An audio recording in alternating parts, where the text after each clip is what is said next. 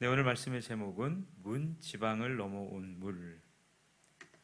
부제를 정한다면 성소에서 시작하여 죽음의 바다까지.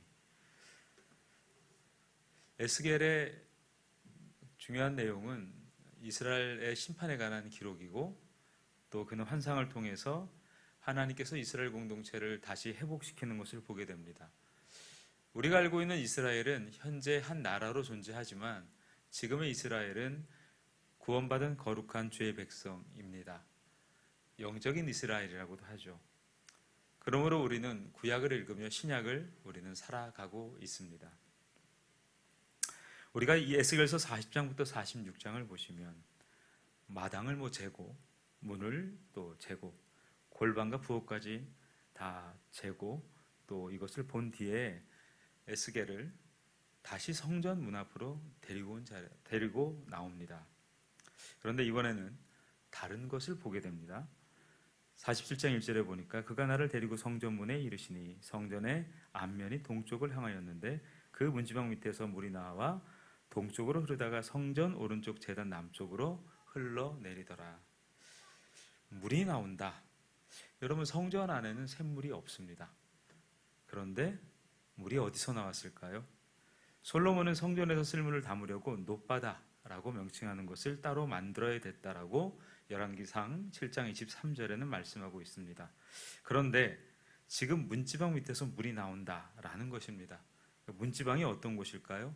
사람의 발길이 자주 닿아서 어떻게 보면 그렇게 가치 있고 의미 있는 곳이 아닐 수도 있습니다.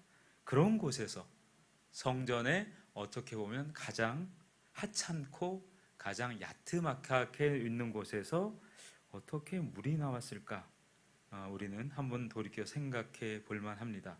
그리고 우리가 좀 더 이해해야 될 것은 에스겔서 43장 1절부터 5절의 말씀입니다. 동문으로 영광이 돌아왔다라고 말씀하고 있습니다. 하나님의 영광이 떠났죠. 그래서 그 심판에 어떻게 보면 그 핵심은 하나님의 영광이 떠난 거죠. 하나님의 영광이 떠났지만 다시 그 영광이 돌아왔다라는 거예요. 하나님의 영광이 다시 돌아오니 그 영광이 가득 채워지니 뭐가 나왔다고요? 물이 나온 겁니다. 이 물이 언제부터 흘렀는지는 본문이 말하고 있지는 않습니다. 다만 우리는 이 장면이 몇 장의 앞에 어떤 사건 앞에 놓여 있는지는 압니다. 다시 말씀드리면 동문으로 무엇이 돌아왔다고요? 영광이 돌아왔다는 거예요. 떠나셨던 그 문으로 다시 들어오셨고 성전에 가득하셨다라고 에스겔 43장 5절은 말씀하고 있습니다. 우리가 하나님의 말씀이 흐르는 그 통로로서 우리는 이 땅의 교회와 그리고 우리 자신을 우리는 주님의 쓰임을 받는 존재라고 이해하고 있습니다. 맞습니다. 하나님은 지금도 그의 복음의 말씀을 우리를 통하여 주의 교회를 통하여 흘러내려 보내시는 것을 기뻐하십니다. 그런데 통로가 물의 발원지는 아닙니다.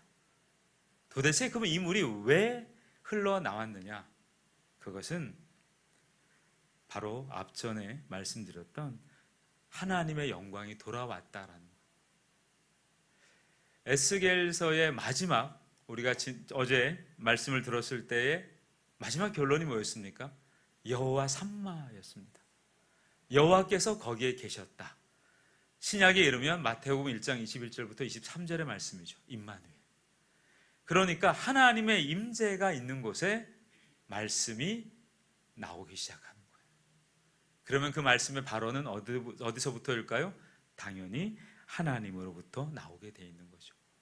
그렇기 때문에 우리는 하나님의 임재, 하나님과 함께함이 우리 삶의 어떻게 보면 시작이자 결론 같은 이야기입니다. 에스겔은 물이 나오는 자리를 문지방 밑이라고 47장 1절에 말하고 있습니다. 이 성소로 들어가는 문턱을 얘기하고 있거든요. 그리고 마지막 절에서 이 물의 출처를 다시 한번 설명하고 있습니다. 그 물이 성소를 통하여 나옴이라. 오늘 읽었던 47장 12절의 말씀이에요. 이 성소라는 뜻은 거룩한 분이 계시는 자리입니다. 그러니까 하나님의 임재가 있는 곳에 말씀이 나오는 거예요. 그러니까 저와 여러분들이 하나님의 임재를 경험하면 말씀을 흘려 보낼 수 있는 그 은혜를 누리게 되는 겁니다. 그러니까 정확히 얘기하면 성경에는 순서가 있어요. 하나님이 임재하시고, 이걸 창세기 2장에 이렇게 설명했습니다. 에덴에서 네 강이 발원을 했다. 그 강의 발원은 뭘 의미합니까? 생명의 충만함이죠. 그런데 그 에덴은 어떤 곳이에요? 하나님이 임재하신 곳이에요. 그러니 저와 여러분의 삶에 가장 우리가 갈망하고 소망해야 되는 것은 하나님의 임재죠. 요한복음 4장도 주님이 동일한 맥락으로 말씀하십니다. 우리 배에서 어떻게 생수의 강이 흘러나올까요? 인간은 그럴 수 없는 존재죠. 그런데 예수님이 뭐라고 말씀하셨습니까? 영과 진리로 예배하는 자를 찾으시는 하나님. 그 하나님이 우리 가운데 임재하시면 우리와 같이 부족한 인생도 마치 우리가 말씀의 발원지가 아님에도 불구하고 발원지 같은 그런 은혜를 누리게 된다는 거예요. 여러분 만약에 믿지 않는 분들에게 혹여 낙심한 분들에게 여러분도 어떤 기회가 되어서 말씀을 전할 때 여러분도 생각지 못했던 말씀이 나갈 때 여러분도 깜짝 놀라지 않습니까? 내가 준비하지 않았는데 어떻게 그 심령에 해당하는 말씀을 내가 전할 수 있을까? 저와 여러분이 전하는 게 아니에요. 성령이 임재하셔서 그 말씀이 흘러가도록, 누구를 통해? 너무 고맙고 감사하게도 저와 여러분을 통해 그 말씀이 흘러가게 하신다는 거예요. 성소, 다른 말로 얘기하면 하나님의 임재가 있는 곳. 강가의 나무가 달마다 새 열매를 맺고 잎사귀가 시들지 않는다. 그 이유가 뭐냐고 본문은 어떻게 말씀하고 있습니까? 뿌리가 깊었다? 흙이 좋았다? 그렇지 않죠. 물이 성소에서 나왔기 때문에 하나님의 임재가 우리 가운데 임하였을 때에 그 은혜가 흘러갔다라는 겁니다. 우리는 은혜를 우리 쪽에서 설명하려는 그런 약간의 경향을 갖고 있어요. 기도했기 때문에, 예를 들어 새벽 예배에 나왔기 때문에, 우리가 말씀을 사모했기 때문에, 그런 것들이 귀하고 소중하지 않다는 말씀은 아닙니다. 다만 그것들은 물이 지나가는 뭘까요? 자리입니다. 물이 솟아나는 자리가 아니에요. 물이 지나가는 자리죠. 물길이 물을 만들지는 않습니다. 그러나 물길이 막히면 물이 흐르지 않습니다. 우리가 서 있는 자리에 그런 의미가 있어요. 여러분이 주일날 예배를 드리고 가정에서 아이들과 함께 기도하고 그 모든 곳은 우리가 하나님의 임재를 믿고 우리가 물길을 내는 시간이에요. 그런데 우리가 하나님의 임재가 없이 물길을 내는 혹여 그런 오해를 하고 있다면 우리가 하나님의 임재에 관한 잘못된 이해를 하고 있을 수 있다. 우린 그렇게 말씀을 이해할 수 있습니다. 예수님께서는 자기 몸을 가리켜 뭐라고 말씀하셨어요? 성전이라고 말씀하셨습니다. 요한복음 2장 19절에 보니까 너희가 이 성전을 헐라 내가 사흘 동안에 일으키리라 말씀하셨어요. 요한은 분명히 그것을 뭐라고 말씀하셨습니까? 그분의 몸이다 라고 말씀하셨어요. 예수님은 명절 끝날에 서서 누구든지 목마르거든 내게로 와서 마시라고 외치셨습니다. 문지방이 어디이고 성소가 누구신지 정확하게 말씀하고 있는 거죠. 두 번째 보시면 에스겔서 47장 3절입니다. 그 사람이 손에 줄을 잡고 동쪽으로 나아가며 물을 잽니다.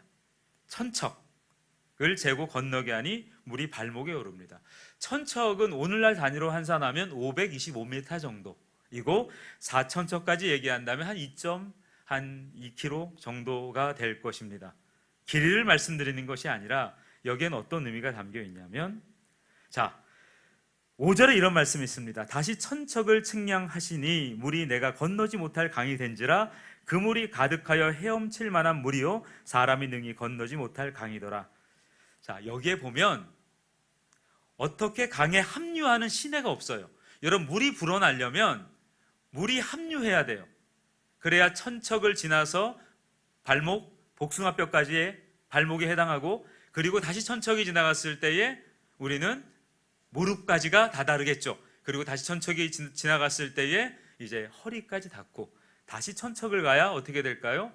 우리가 헤엄칠 만한 물이 된다. 그런데 그 사이에 어떤 물이 함유해 있다라고 말씀하고 있지는 않습니다.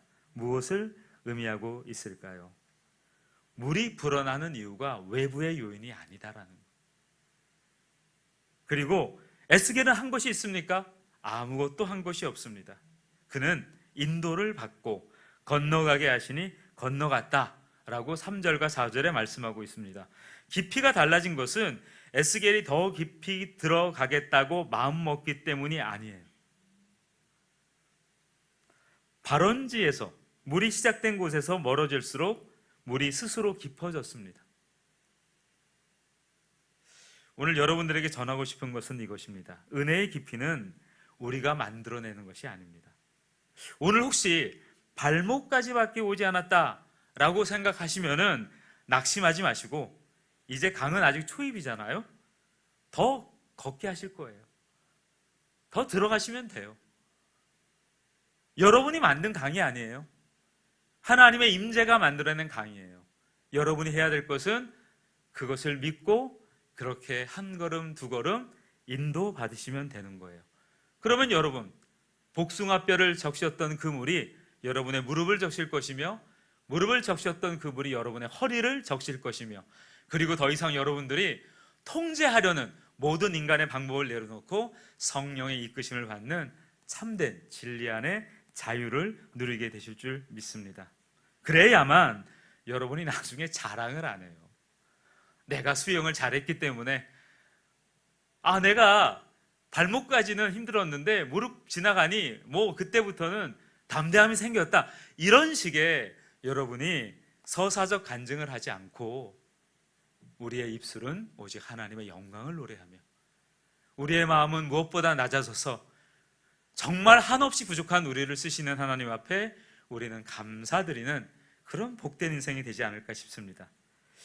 율법이 들어온 것은 우리의 범죄를 깨닫게 하려는 것이지 죄를 더 짓게 만드는 것은 아니에요.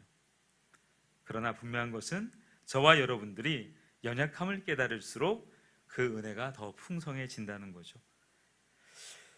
요한은 다 그의 충만한 데서 받으니 은혜 위에 은혜라고 요한복음 1장 16절에 말씀하셨습니다. 넘치게 하시는 건 우리가 아니에요. 하나님이십니다. 그리고 더 중요한 말씀을 이어서 하죠. 물은, 문지방에서 새어나온 이 물이 번제단을 지나가요. 이 번제단은 어떤 곳이죠? 날마다 짐승을 잡고 피를 흘렸던 곳이에요.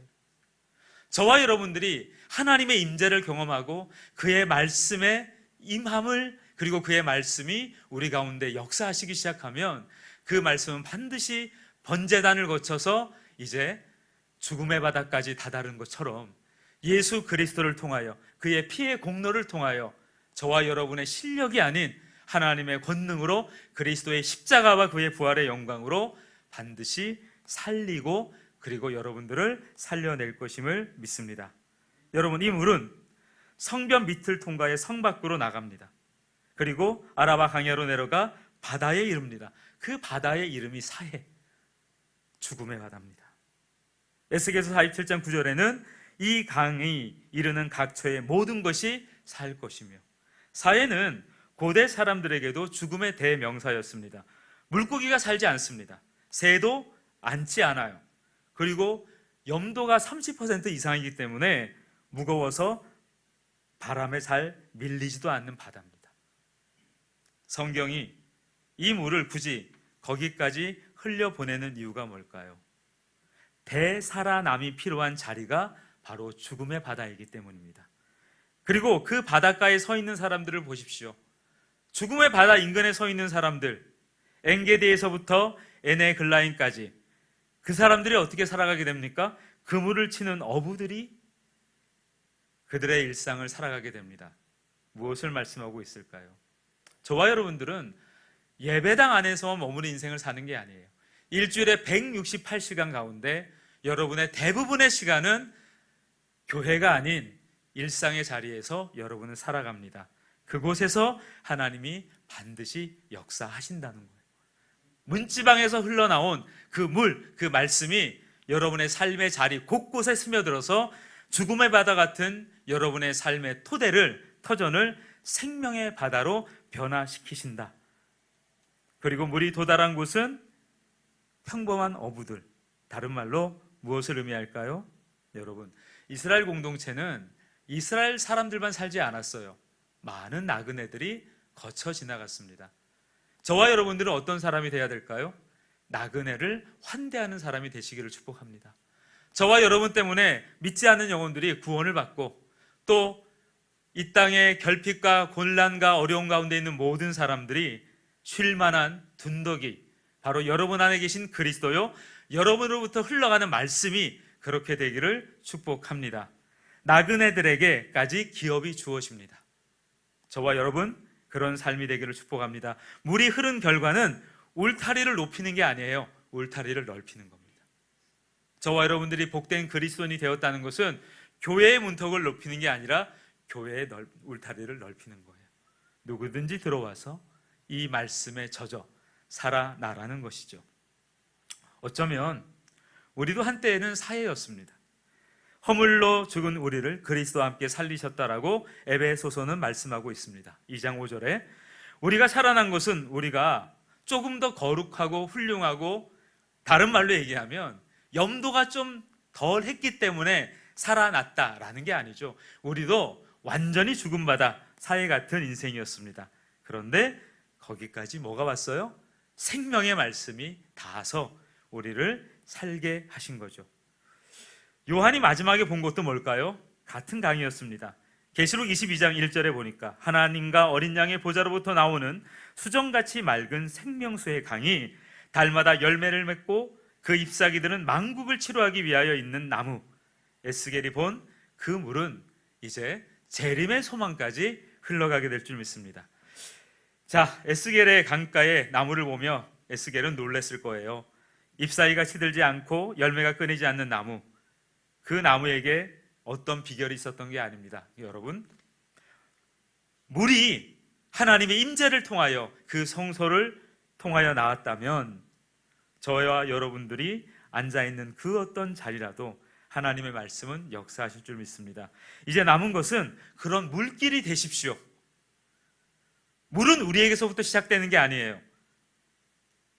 그리고 우리로부터 끝나지도 않아요.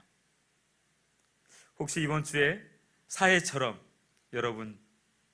여러분의 삶에 풀을 수 없는 난제와 어려움들이 있습니까? 변하지 않는 어떤 삶의 형편과 처지가 있습니까? 가정으로 본다면 말이 통하지 않는 사람이 있습니까? 질병과 어려움으로 회복되지 않는 어려움이 있습니까? 그러나 오늘부터 이렇게 말씀하시기 바랍니다. 에스겔서 47장 12절입니다. 주님, 이 물은 제게서 시작된 것이 아닙니다. 성소를 통하여 나온 물입니다. 그 물이 나의 해결할 수 없는 곳곳마다 닿아서 회복되게 하여 주옵소서. 한 주가 지나 여러분들은 그 은혜 속에서 문지방같이 미약할 것 같지만 여러분들은 창일한 은혜의 강에서 하나님의 은혜로 헤엄치며 살아가게 될 줄 믿습니다.